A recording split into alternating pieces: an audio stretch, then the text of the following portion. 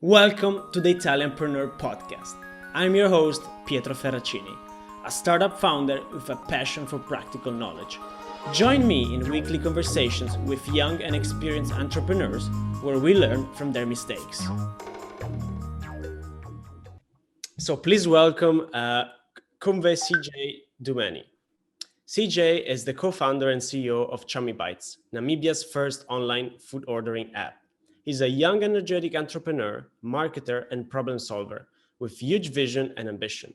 Born and raised in Windhoek, the capital of Namibia, where he fell in love with fashion and began a brief modeling career. I love CJ, his energy, and the first time I met him, all of this stuck with me. That's why I wanted to share a new conversation with you all. And thank you, CJ, for joining us today. No, thanks. Thanks so much for having me. I'm quite excited to be on this podcast. Fantastic. Where does this podcast find you, CJ? So I'm currently in Windhoek, Namibia, my hometown. For you guys that don't know where Namibia is just above South Africa, a country very well known for its deserts. All right, gotcha. Usually, I start off my podcast by asking my guests a little bit about their background, their high school. And so I wanted to know, how were you in high school? Were you the average kid, the one that struggles, or the one that have enough to pass? Tell me a little bit about that. Okay, so in school, I was definitely the naughty kid. I was the kid that constantly got in trouble, and I didn't have the best grades. A lot of people don't know this, but I actually struggled to read quite a bit. I remember walking into a room where I was waiting for a specialist, and I had no idea why I was there. I remember sitting with my mom and dad, and no real context of what I was doing there until we ran some tests, and then they realized that as a 13-year-old, I had the reading level of a grade four. Um, and I think that sort of set the tone of my schooling career. Very at least the earlier on, as I started to develop, obviously started to learn more about myself. I'm pretty sure I'm dyslexic. Never really got diagnosed properly, but I'm pretty sure just from the little things that I've seen. But but yeah, managed to pull through university. I was actually, I mean, not university, but high school. I was actually probably the only person from my class that made it through the whole experience. I went to um, a very small school, and it was a different system. It's called the ACE system. So it's a bit of a self-study system, very close to university. You have your own books, and you sort of learn yourself, and you have people help you that are monitors and supervisors, but a majority of the learning experience is based on yourself. So had to find new ways to learn, but managed to pull through. Everyone else that I know pretty much dropped out of that school because it was really tough. But yeah, I managed to do it, man. Fantastic, fantastic. And you know, this is a great way to tell this story because you have in front of you a dyslexic student as well, which also recorded a podcast about dyslexia that I recommend you to check it out, where I actually discovered that together with all these problems of being a dyslexic, like reading times, concentration, focus, and the fact that we need a different way to learn than most of the people, there are a lot of superpowers connect to it. A lot of things that we have that most of the people don't, such as creativity, thinking outside the box, problem solving. Is that something that resonates with you as well? 100%. I think that's our edge. I think because we're dyslexic, we're able to see things in a different way. Something about our brain structures things to look a way that we're not people might not see or that we're not used to, and that allows us to be creative. So when we look at problems and numbers and words, our brain might shift it around, and therefore we see solutions that other people might not see. So yeah, I definitely think it's a value add for sure. Absolutely, absolutely. Happy to agree on that. So, can you tell us a little bit about your personal development and a brief summary of your career? Yeah, sure. So as I said, I studied here. I went to high school here in Namibia, but I was lucky enough to study in Cape Town. I studied marketing communication at one of the best marketing schools at the time, which is called AAA School of Advertising.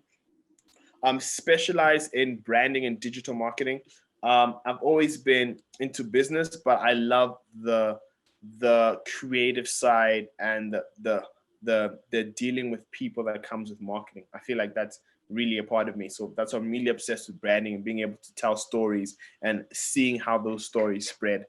Um, really, really love that. Really love that. So I happened to be lucky enough to study at AAA School of Advertising in Cape Town. While I was there, I was always working on other projects, and that's something that I always suggest to students is that your time in university is not about what you're necessarily learning in the books or passing the exam.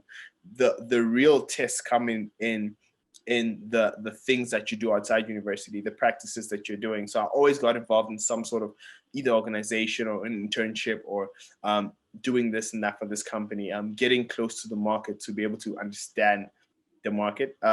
So um, once that was coming to an end during my last year university, I was very lucky enough to win this massive marketing competition called L'Oreal Brandstorm.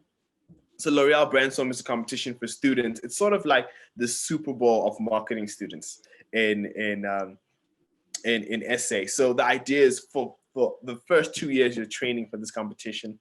And what actually happened is I was at a photo shoot because I did a bit of modeling in Cape Town. I was at a photo shoot the day everyone chose their teams.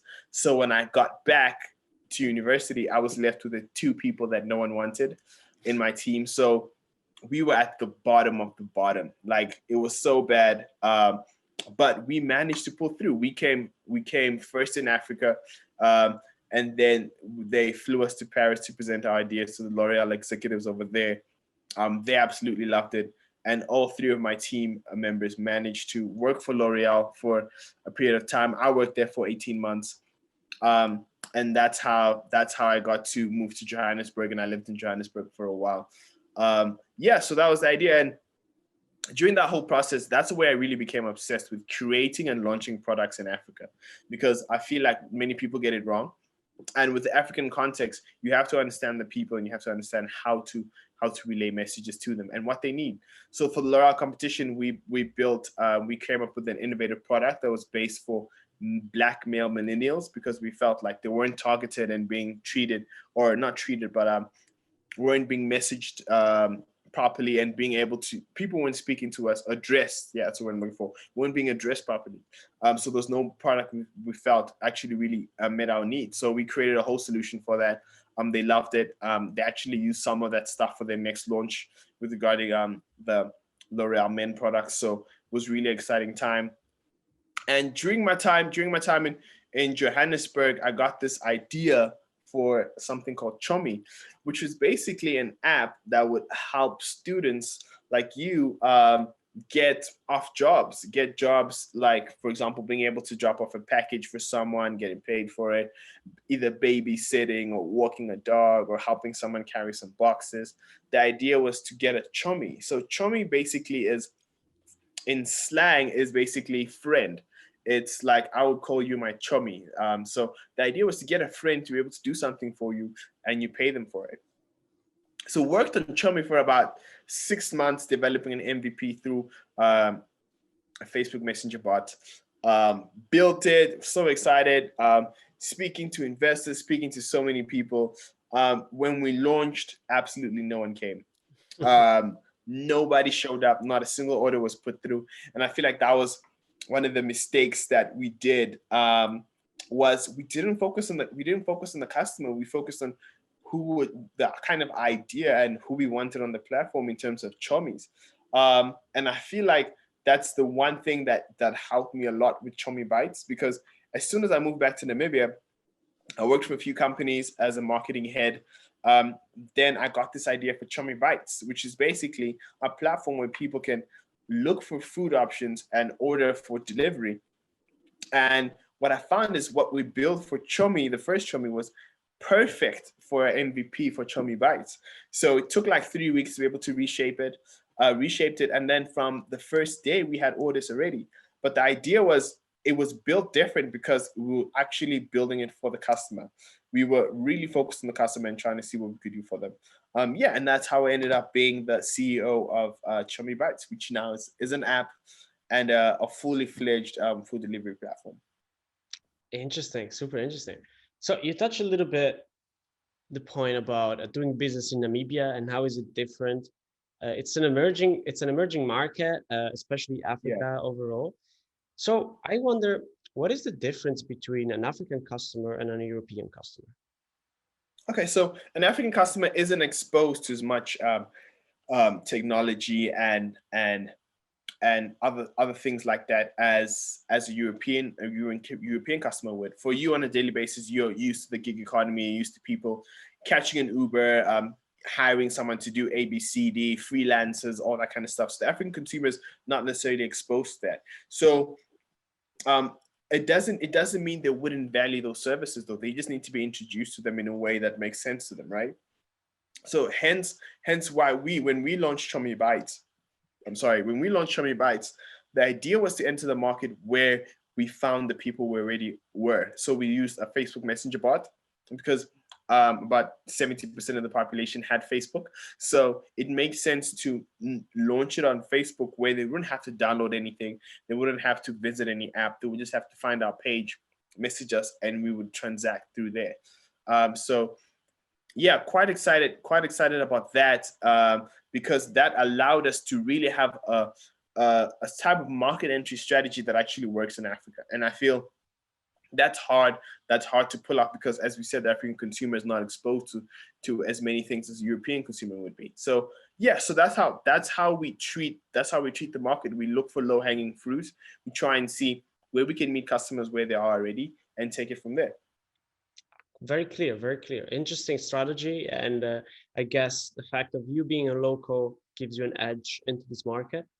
And Yeah, big companies probably are hunting for people like you to launch their new products in emerging markets. So yeah, it's very interesting position to be in. yeah. Something even more interesting that we talked about in our previous conversation is about a pivot that your company is currently, well, going through. Can you Yeah. tell us a little bit about that? Sure. So food doing food delivery is quite interesting because what we noticed was that with the system that we put in place, we were basically doing same day deliveries at scale. But we're doing it for ourselves, right? And we're doing the highest level of same day delivery, which is basically delivery that's timely focused. Number one, it has to be done within the hour. The food has to arrive in a safe kind of manner. It can't be tampered with. It has to be warm. The customer has to know exactly where it is all the time. So there's a lot of aspects of it that were quite hard to pull off. So what we found was that a lot of other e-commerce companies were asking us to do deliveries for them, and that led us to the a pivot of being able to approach the African market and brand same day delivery in Africa. So what we want to do is we're going to be launching an API that can connect to any Shopify or WooCommerce platform, where a local merchant or a local supplier or local e-commerce store can link to our API and have their orders fulfilled with Chommie. So basically, an order would be placed, it would notify our driver, and then our driver would pick up according to the scheduled time. What that allows us to do is really introduce a large scale of same day delivery in Africa that has never been done before. And really excited about that because what it will do is break down the barriers of trust and of lack of trust in Africa regarding e-commerce platforms.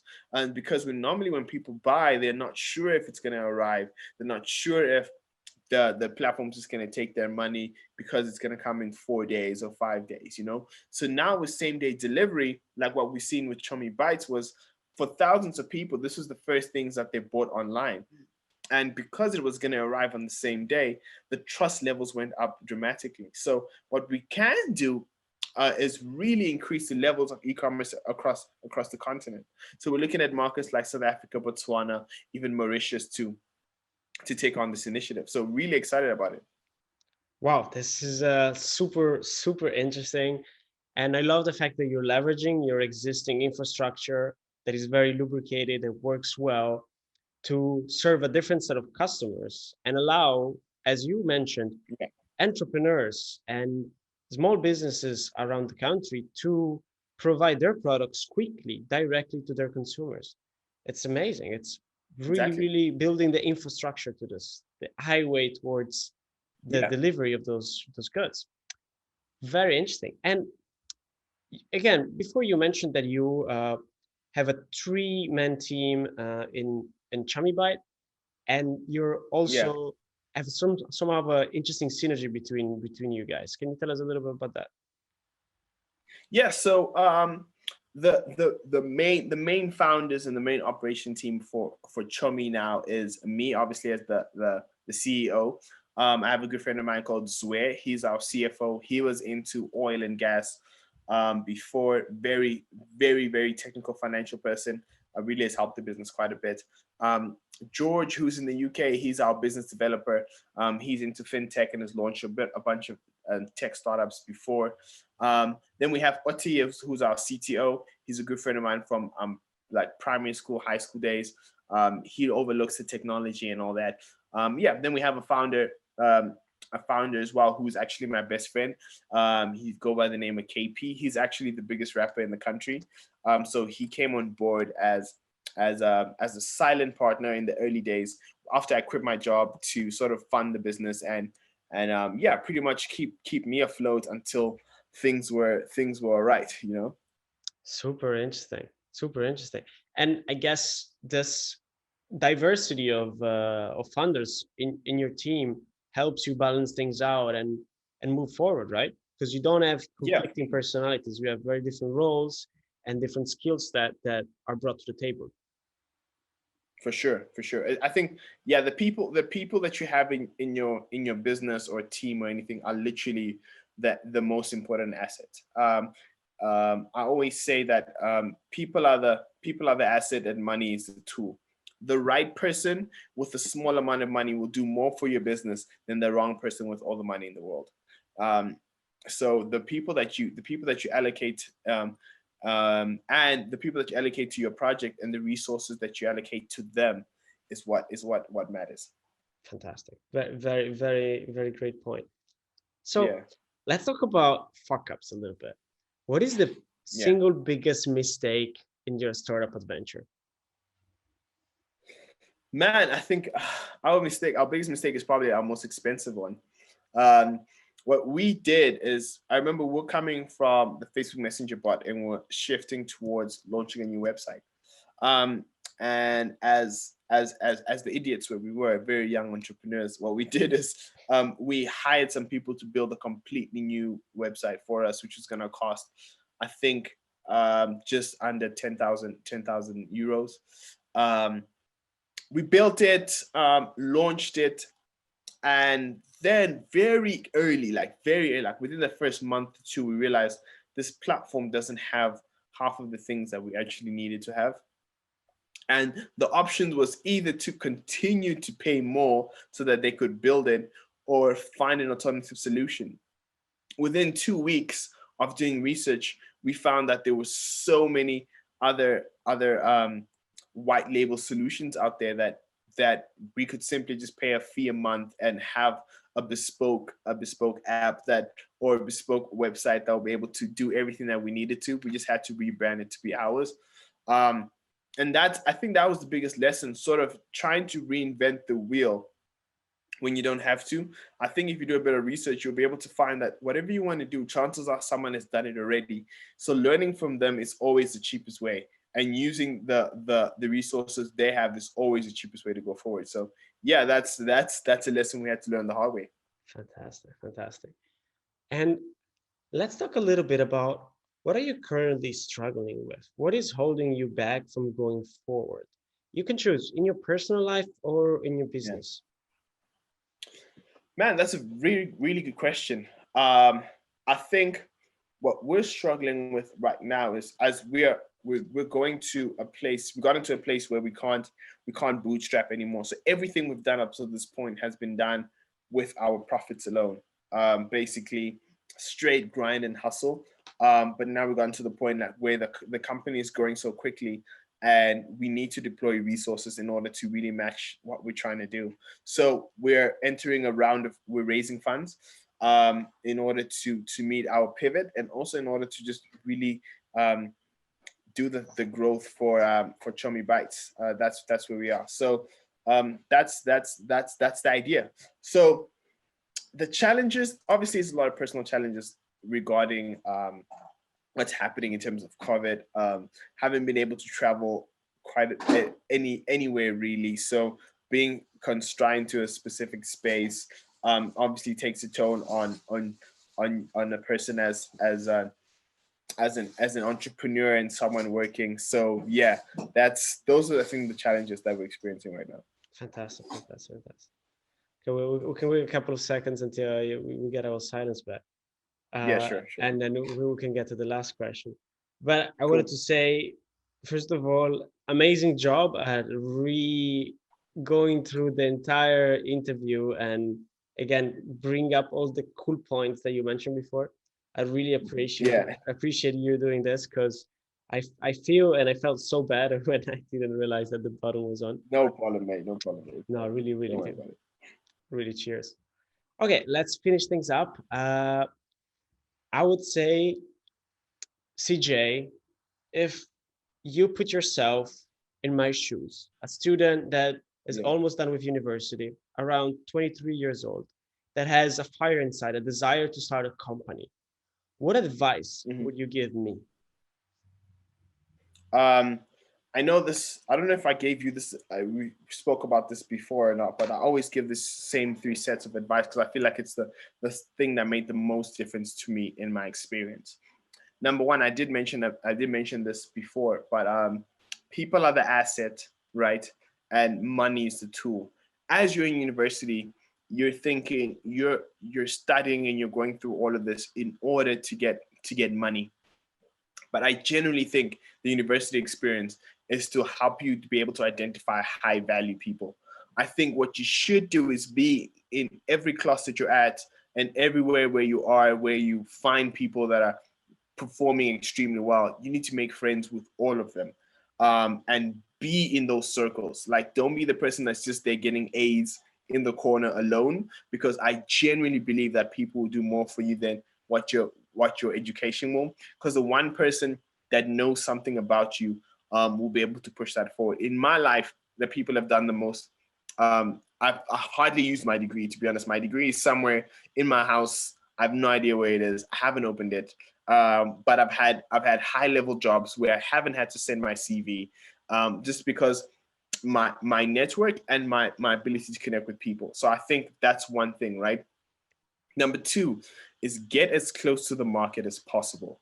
The market is like, it's a monster, right? The market does what it does. There's no way you can understand the market without actually being in it. So and the thing that I said to you before was basically try and get involved in products that are actually, or operations that are actually selling anything or dealing with the market in some sort of way, whether it's market reviews, whether it's being an intern at a place that sells t-shirts, whether it's anything you can do to actually get to the market so you can understand how the market behaves. So it's like this monster that no one can predict. And the only way you can start to understand how the monster reacts to certain things is by getting as close to it as possible. If you launch your own product in university, great. That will give you good experience, be able to understand, okay, cool, this is how the market works. If you think you're just gonna design something straight out of university with no context of how the market works, put it out to the market and think everyone's gonna buy it, you're a bit delusional because the market does what it wants to do. So that's the same. That's the second thing that I would suggest. So get as close to the market as possible. I hope you're doing a 500 things in order to learn as much as you can about the market. And the third and final thing is big projects and small projects generally take the same amount of effort. So if you're gonna do some sort of assignment or some sort of task that you want to do, some sort of project you want to do, you want to sign a client, go for the big ones. Try your best to do everything you can to go for the big ones, because the big ones and the small ones generally take the same amount of effort. And with the big ones, at least you're learning what big what big clients don't like, what big clients need, the kind of requirements you need to operate in that type of level. So in that sense, always be the underdog in the field. Always be like the least smartest person in the room. That kind of look on things. So yeah, honestly, big whatever project you want to do, think about the biggest way you can do it, and then go that way, because the small project you think might be easy to pull off, but chances are it takes the same amount of effort once you lay things out. So you might as well go the big way. Wow, CJ, you just blew my mind with those three advices. Insane, insane. The amount of experience and knowledge that you're sharing with those is just amazing. And I mean, you're so young, so who knows what are going to be your next three advices in a few years. I'm looking forward to Yeah. talking to you again and We'll see. I'm discuss your still I'm learnings. still learning. I'm still learning. There's so much I still need to learn, to be honest. Oh yeah, oh bro, for sure, for sure. We're long life learners. That's absolutely Yeah. this. Agreed. Example, one of the reasons I do this podcast to learn from people like you, and Yeah. help other people out there to learn from all the mistakes that we have made, and then they Yeah. don't have to make them themselves. That's fantastic. Well, CJ, Anyway. a huge thank for doing this for the second time, because this is the second time we record this podcast. Because here the host fucked up big time, and I appreciate your time, your effort, and all the projects that you're pulling through. It's just amazing, especially I think that the connection that you have with your country. That's something that I can relate to my country, and I feel it's a huge driver. It's a huge driver for passion, Yeah. and will Yeah. reward you in an amazing way in the future. So thank you, CJ. Thank you. Thank you very much. Thank you for the podcast. I think you're doing a great job with it. Please keep it up. I can't wait to hear more episodes as well. Thanks. I'll keep you informed. For the YouTube people, make sure to give a big thumbs up and turn on that notification bell. Subscribe to the channel and follow the Italianpreneur on social media and join our amazing startup community on Slack, where you get the chance to meet the podcast guests as well as entrepreneurs from all over the world. This show is made possible by Patreon supporters. If you want to become one, follow the link. If you found this interview inspirational, I would appreciate a share. Stay tuned. I'll see you next week.